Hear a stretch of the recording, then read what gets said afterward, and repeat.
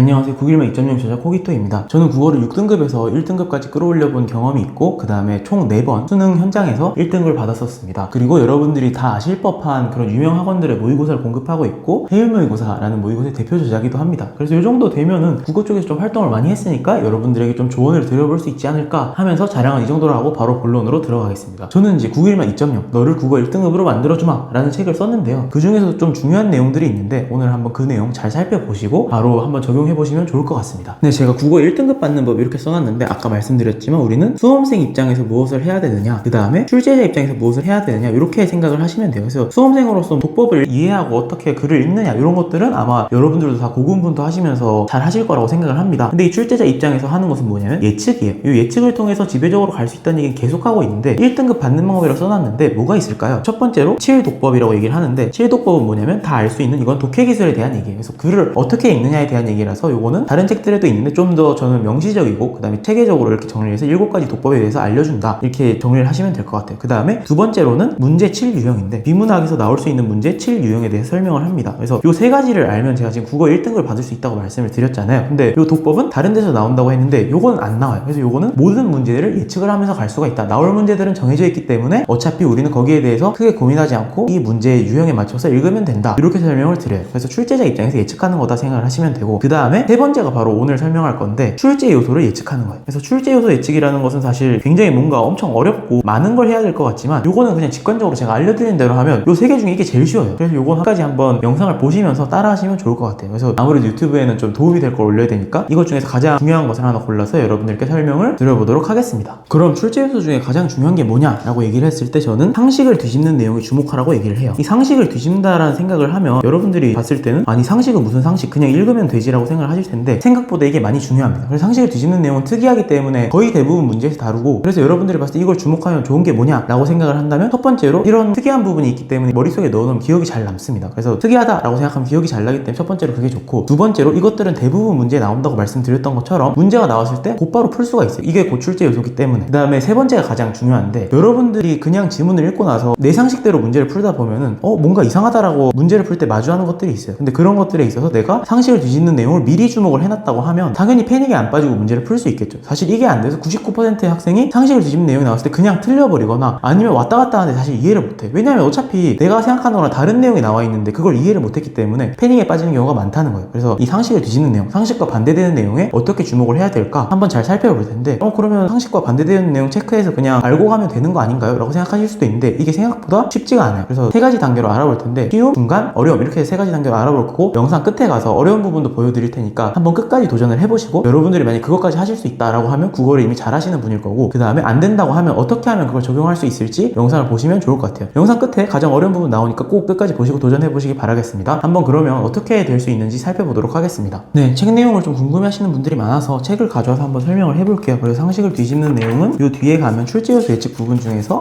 171페이지에 상식을 뒤집는 내용 주목하기 이렇게 나와 있어요. 그리고 다른 독법들이랑 이제 연결해서 얘기를 해주는데 우리가 볼 건 사실 이 2, 3번이에요. 그래서 우리의 배경 지식과 지문이 충돌했을 때는 어떻게 해야 될까? 생각을 수정을 해줘야 되겠죠. 그러니까 아까 얘기했던 것처럼 해가 서쪽에서 뜬다고? 내가 생각하는 거랑 다른데? 라고 생각하면 그걸 생각을 수정해서 지문에게 맞춰줘야 된다. 그러니까 뭐가 문제냐면 여러분들이 이 3번처럼 상식과 지문이 일치할 때는 그냥 잘 읽어요. 근데 충돌했을 때 이거를 수정을 해서 내 생각이 틀렸고 지문이 맞겠지 하고 지문에 맞춰줘야 되는데 그게 좀 쉽지가 않더라 이거예요. 그래서 지문에 맞춰서 생각을 수정해주는 걸 해야 되는데 어떤 예시들인지 한번 같이 보도록 하겠습니다. 보면은 여기 봤을 때 우리가 예외 상황이기도 하고 상식을 뒤집는 내용이었다 하고 나와요. 이건 근데 되게 쉬워요. 보면은 신뢰할 수 있는 여론조사 결과라 하더라도 선거일에 임박해 보도하면 선거에 영향을 끼칠 수 있다면 합헌 결정을 내렸다. 딱 들으면 어떤 생각 들어요? 우리나라는 언론의 자유가 있는 나라인데 여론조사 결과를 내가 왜 보도를 못해? 이거 조작도 아니고 신뢰할 수 있는 건데 왜 그럴까요? 여기 보면은 아니 왜 민주주의 국가에서 자유롭게 결과 발표도 못해? 라고 나와 있잖아요. 신뢰할 수 있는 내용이면 상관없지 않나? 라고 할 수 있는데 상식을 뒤집는 내용이니까 주목을 해줘야 되죠. 그래서 뒤에 가면 무슨 내용이 나오냐면 그거는 약간 선거 결과에 영향을 줄 수 있기 때문에 보도하면 안 된다 이렇게 설명을 해요. 그럼 우리가 생각할 때는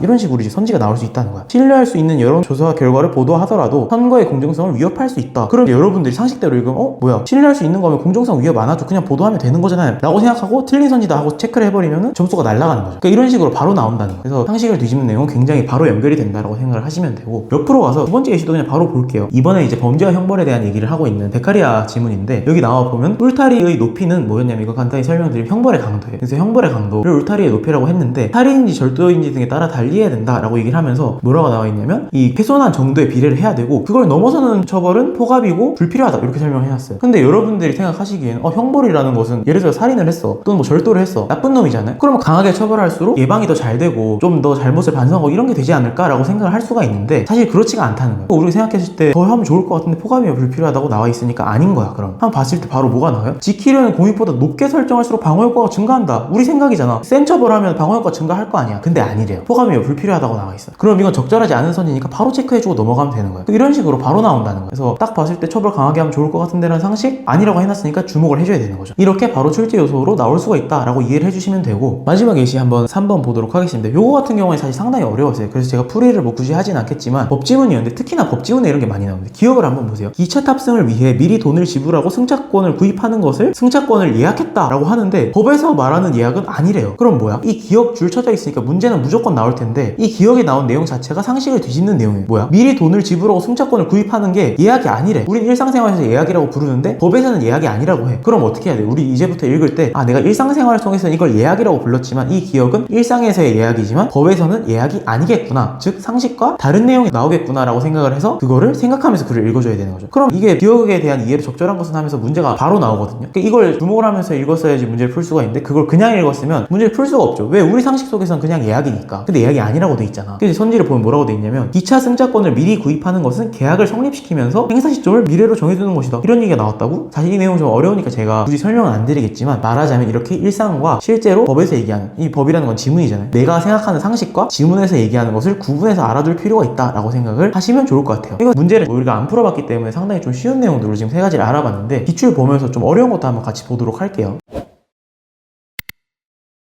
네, 그럼 기출을 통해서 조금 더 어려운 예시들을 살펴볼 텐데 우리가 아까 9일만 2.0에서 본 게 좀 쉬운 난이도고 지금 보는 게 중간 정도예요. 그리고 좀 있으면 어려운 것도 나오니까 영상 끄지 마시고 한번 끝까지 내가 정말 어려운 난이도에 대해서도 이 상식을 뒤집는 내용 잘 적응해서 풀 수 있나 요거 한번 점검해 보시면 좋을 것 같아요. 그래서 한번 영상 끝까지 보시고 지금 한번 요거 보도록 하겠습니다. 우리가 원래 지문을 먼저 봤잖아요. 근데 이번에는 선지를 먼저 볼 거예요. 선지를 보면 적절하지 않은 것을 이제 묻는 문제인데 4번 선지 한번 볼게요. 예술의 새로운 개념을 설정하는 것은 사유를 통해 이를 바탕으로 새로운 감각을 일깨우는 작품의 창작을 기획하는 것은 직관을 통해 이루어지겠군 이렇게 돼 있어요. 여기 이제 직관표상 사유 나와 있으니까 뭐 요 사유랑 그 다음에 요 직관 요거 가지고 물어보는 것 같아요. 그거 한번 생각을 해봐. 예술의 새로운 개념을 설정하는 것은 그래 새로운 개념? 그럼 생각해서 만들어야 되고 하는 거니까 사유에서 그러니까 사유라는 말 맞는 것 같아요. 그 다음에 이를 바탕으로 새로운 감각을 일깨워서 창작해야 되는데 창작은 직관을 통해 이루어진대요. 그럼 어떤 느낌이 들어요? 뭔가 예술가의 영감, 감, 직관 그러니까 우리 감각적 직관처럼 약간 그냥 감으로 그냥 때려 맞추는 그 다음에 감으로 그냥 빡 떠오르는 그런 느낌으로 하는 느낌이 들잖아요. 그 창작할 때 예술가의 영감이라고 하잖아요. 예술가의 직관으로 만드는 거 아니야? 맞는 선지 같아요. 근데 한번 지문 볼게요. 여기 지문을 보시면 요 부분인데 직관표상 사유 직관에 대해서 뭐라고 나와 있냐면 직관은 주어진 물질적 대상을 감각적으로 지각하는 지성이래요. 근데 주어진 물질적 대상을 감각적으로 지각한다는 것은 쉽게 얘기해서 보고 듣고 느끼고 뭐 이런 거잖아요. 그럼 이거를 좀 어려우니까 제가 바꿔드리면 직관을 나만의 말로 바꾸면 있는 그대로예요. 기억하세요. 직관은 있는 그대로. 다시 한번 선지 볼게요. 아까 맞다고 생각을 했는데 선지를 보시면 예술에서 작품의 창작을 기획하는 것은 직관을 통해 이루어지겠군 이렇게 돼 있어요. 아까 우리 분명히 감으로 그냥 때려 맞추는 그런 느낌이라 했는데 이 직관 뭐라고요? 있는 그대로라고 했잖아. 근데 그러면 어떻게 일깨우는 작품 창작을 기획하는 게 있는 그대로인데 이건 생각을 해야 되는 건데 이게 사유일지 뭐 표상일지는 몰라요. 이 앞에 내용 우리 설명 안 했으니까. 근데 적어도 직관은 아니겠죠. 왜? 직관 같은 경우에는 우리가 있는 그대로라고 했기 때문에 이 창작의 기획을 있는 그대로 할 수는 없는 거잖아요. 이건 왜 틀렸냐? 우리 아까 영감이라고 생각했잖아요. 뭐냐면 상식을 뒤집는 내용이라 이거예요. 그냥 이걸 감, 영감 이런 걸로 생각을 해버리는데 사실 이 직관은 지문의 정의에서는 있는 그대로 우리 뭐 아이돌 콘서트 직관 이런 거 얘기할 때 직관이었어요. 이것과 우리 콘서트 직관할 때 그 직관은 내용이 다르죠. 근데 우리는 예술가 영감 이렇게 생각을 한 거예요. 근데 이 직관은 사실 요 의미가 더 컸다. 콘서트 직관. 그래서 이게 상식을 뒤집는 내용이었고 바로 나오죠 보면. 그래서 요 내용 한번 다시 되짚어 보시면 그렇게 쉽지 않아요 이 내용이. 그래서 이렇게 상식을 뒤집는 내용이 나온다 라고 정리를 하고 넘어가면 될 것 같아요. 마지막으로 제일 어려운 문제들을 볼 텐데 제가 어려움 이렇게 써놨죠. 그래서 이 문제들은 좀 어렵기 때문에 지금 당장 같이 풀어보기엔 시간이 좀 많이 걸리고 상식을 뒤집는 내용이 정말 최고 난도 문제에 나오냐 그것만 한번 살펴보도록 하겠습니다. 그래서 19세기 초기 연구는 체외로 발산되는 열량이 체표 면적에 비례한다고 보았다 이렇게 나와 있어요. 그 다음에 즉 그들이 항상 일정한 비례를 갖는다는 것이다 이렇게 돼 있습니다. 그러면 이 비례가 일정한 비례를 갖는다 라는 정의로 쓰였는데 사실 우리 비례라고 하면 뭐가 돼 있어요? 정비례 반비례 이런 말 알잖아요. 비례라고 얘기하면 둘이 비례한대. 그럼 어때요? 하나가 올라가면 나머지 하나도 올라가는 거를 비례라고 하죠. 근데 여긴 뭐라고 돼 있어? 비례는 일정한 비례를 갖는 것이다 이렇게 돼 있어요. 그러면 같이 올라가더라도 비율이 다르면 비례가 아니라는 거네. 그러니까 이게 뭔가 상식을 뒤집는 내용이 나왔어요. 근데 이거는 대부분의 학생들이 못 짚었기 때문에 비례는 그냥 같이 올라가면 되는 거 아니야 라고 생각을 했다가 이 정의를 이제 까먹고 문제를 한번 보시면 같이 풀진 않겠지만 17번을 보시면 이 비례한다고 할 수 없겠군 이렇게 나와 있잖아요. 그래서 사실 이거 이거 봤을 때 하나 늘어나면 다 같이 늘어나는 게 비례니까 그럼 비례한다고 할 수 있는 거 아니야? 라고 했는데 이 보기 내용 제가 다 설명드리진 못하지만 하나 늘 때 나머지 하나도 늘어나는데 비가 맞지가 않았어요. 일정한 비를 가져야 된다고 하는데 비율이 달랐어. 실제로 비례한다고 할 수 없겠군이 맞는 선지였어요.